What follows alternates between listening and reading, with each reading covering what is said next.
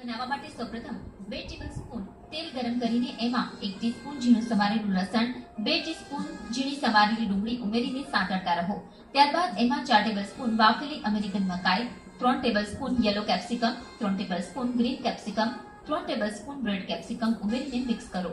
ત્યારબાદ 5 tablespoon પલાળેલા soya chunks ઉમેરીને થોડીવાર સુધી કૂક કરો. ત્યારબાદ એમાં સ્વાદ મુજબ શેઝવાન સોસ, સ્વાદ અનુસાર મીઠું, ચપટી મરી પાવડર ઉમેરીને મિક્સ કરો.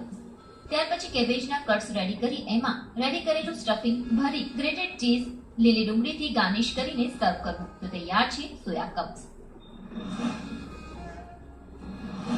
જાનવી અને મિત્રાજી, તમે બંને અમારા શોમાં ભાગ લીધો અને સાથે સાથે જે દર્શકોને એક નવી અને સરસ મજાની રેસીપી શીખવાડી અને સાથે સાથે આપ બંનેનો એક્સપિરિયન્સ કેવો રહ્યો એ જાણવા માંગીશું. જાનવી, आप दोनों ने फर्स्ट टाइम साथ में पार्टिसिपेट किया शो में, कैसा लगा आपको?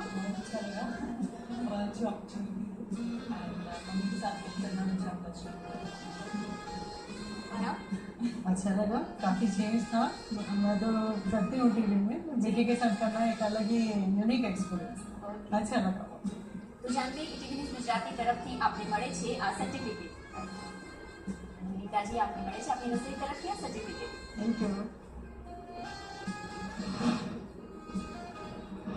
તો આજે પાર્ટિસિપેટ કર્યું એક માતા અને દીકરી એટલે કે જાનવી અને વિનીતા બહેને અને તેમના એક્સપિરિયન્સ પણ શેર કર્યા મારી સાથે.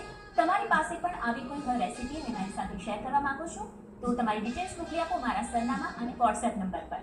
અમારું સરનામું છે ETV ન્યૂઝ ગુજરાતી આપણી રસોઈ, એ 101 commerce house 5, corporate road, Prahlad Nagar, Ahmedabad 380005 પર, અથવા આપ અમને